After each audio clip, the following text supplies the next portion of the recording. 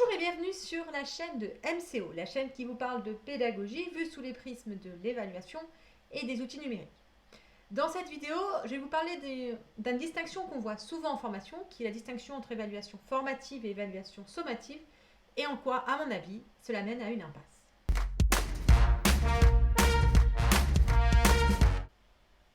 Pour définir ce que c'est que l'évaluation sommative et l'évaluation formative, je vais prendre la métaphore du sport, parce que c'est souvent quelque chose qu'on comprend bien au premier coup d'œil. Donc, l'évaluation formative, c'est ce qui a lieu pendant l'apprentissage, pendant la course, donc on va aller regarder si les coureurs sont bien positionnés, s'ils arrivent bien à sauter la haie, etc.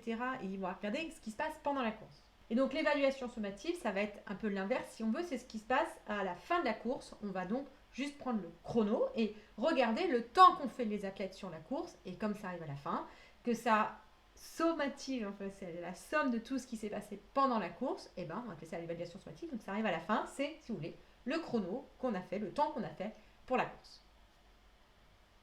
Donc ça c'était en sport, mais si on regarde ce qui se passe au niveau de la classe, et ben on retrouve cette idée de formative pendant la course et de sommative à la fin quand on regarde la temporalité de l'évaluation. Donc si là je vais mettre ma séquence par exemple, donc bon ça peut durer une semaine, 2 semaines, 3 semaines, un mois, ça dépend. Donc là on a ma séquence.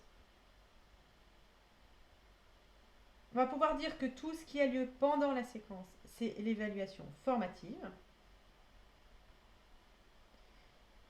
Et ce qui a lieu à la fin, c'est-à-dire une fois que les élèves ont fini d'apprendre, à la fin, c'est ce qu'on va appeler l'évaluation sommative. Ce qui se passe avec cette définition, c'est qu'elle nous amène à 3 problèmes. Le premier problème, c'est qu'est-ce qui se passe si l'élève ne réussit pas à la fin. Donc il a fait toute la course, on l'a évalué à la fin de la course, ben, qu'est-ce qui se passe si il ne fait pas le temps qu'on voudrait qu'il fasse? Il y a une autre course derrière, donc qu'est-ce qu'on fait? Le deuxième problème est lié à la durée de l'apprentissage. Si je suis un coureur olympique, que je me prépare pour les Jeux Olympiques, souvent je vais me préparer pendant 4 ans pour ces Jeux Olympiques.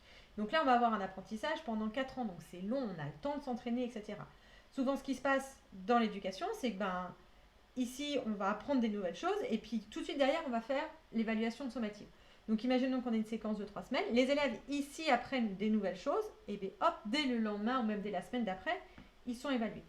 Et donc il y a cette tension entre le temps de l'apprentissage, qui est un temps long, qui demande le fait d'oublier, de réapprendre, etc., et cette séquence avec ces évaluations sommatives à la fin, qui est un temps beaucoup plus rapide, et qui va donc créer cette tension qu'on a entre la temporalité de l'apprentissage et la temporalité de l'évaluation qui ne sont pas alignées. Et le dernier problème, qui pour moi est le plus important, c'est que si on regarde bien ce que c'est que l'évaluation sommative, il faut que l'évaluation sommative, elle arrive à la fin. Mais à la fin de quoi? C'est-à-dire qu'on considère que là, l'élève il peut apprendre, donc ça vaut le coup de faire l'évaluation formative.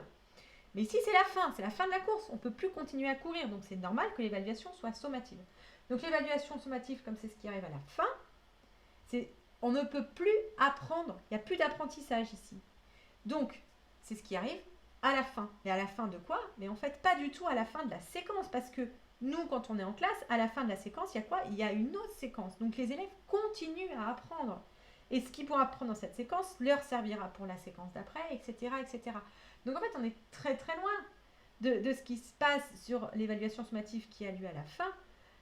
La seule évaluation sommative, c'est quand on arrête d'avoir les élèves. Donc on pourrait imaginer une grosse évaluation sommative de fin d'année. Mais déjà, ça pose problème au collège puisque ce n'est pas la fin de cycle. Et on voit que ces évaluations, elles existent. Elles existent en fin de scolarité. Alors en fin de scolarité obligatoire ou en fin de lycée, c'est ce qu'on appelle le brevet, le BNC. Donc l'évaluation sommative, c'est ce qui arrive à la fin, au moment où les élèves ne peuvent plus apprendre. Donc ça ne peut pas arriver en classe, puisque nos élèves, on les aura la semaine d'après, et ils continueront à apprendre. Pour résumer et être encore plus clair sur ce que je viens de dire, c'est qu'en fait, les évaluations sommatives, ce sont celles qui arrivent à la fin de la course, à la fin de l'apprentissage. Donc dans la scolarité, elles n'arrivent qu'à 2 endroits. Le brevet des collèges, puisque c'est quelque chose qui est ainsi utilisé, c'est la fin de la scolarité obligatoire, et le baccalauréat, qui est la fin du moment où les élèves peuvent apprendre au lycée. Mais c'est ces 2 seuls endroits où on peut faire de l'évaluation sommative. Ça n'a aucun sens de faire de l'évaluation sommative partout ailleurs, parce que la course n'est juste pas finie. Ce qui veut dire que toutes les évaluations faites en classe sont forcément des évaluations formatives. Donc, ce que vous a dit de bien dissocier les deux, il n'y a plus besoin de s'embêter en fait. La seule chose que vous pouvez faire, c'est des évaluations formatives. Voilà. Par définition, comme vous avez vos élèves qui continuent à apprendre, etc., vous ne faites que de l'évaluation formative. Et ça, c'est peut-être quelque chose de nouveau en fait. Beaucoup d'entre nous sommes persuadés de devoir faire de l'évaluation sommative en classe. Et pourquoi on a cette impression-là et pourquoi en fait cette évaluation sommative infuse dans toutes les pratiques de classe? Simplement parce que quand on regarde les moments où on a appris à évaluer, donc typiquement les deux grands thèmes qui sont importants dans l'évaluation, c'est préparer un sujet, et souvent le barème qui va avec, et aussi corriger des copies. Où est-ce que vous avez appris à corriger des copies? On l'a appris sur le tas, dans les commissions, au bac et au brevet, donc sur de l'évaluation sommative. Donc en fait, on nous a appris très très bien à regarder le chrono, à mesurer le chrono à la fin de la course, sauf que ce qu'on nous donne, c'est des élèves qui sont en train de courir. Et de ce fait, on va arriver à des situations un petit peu ubuesques où du coup, on va juste savoir mesurer avec le chrono au milieu, alors que les élèves ont du mal à courir, et les élèves sont là, mais madame, mes résultats sont pas au point, j'arrive pas. Et comme nous, la seule chose qu'on fait, c'est avec notre chrono, on va dire, il faut que tu cours plus vite. Pour avoir un meilleur chrono, il faut courir plus vite. En langage clair, ça fait, faut travailler plus, approfondir le travail personnel, ce genre de choses. Très bien, mais imaginez si j'étais un coach sportif et que je disais à mon équipe olympique, je dis, vous regardez les gars, votre chronomètre il est pas bon, il faut courir plus vite, je me ferais virer le lendemain. Mais c'est la même chose dans la classe. Le but, c'est pas de dire aux élèves combien ils courent vite ou pas, surtout que la course n'est pas finie, mais comment est-ce qu'ils vont pouvoir faire pour que leur temps final, donc au baccalauréat, soit meilleur.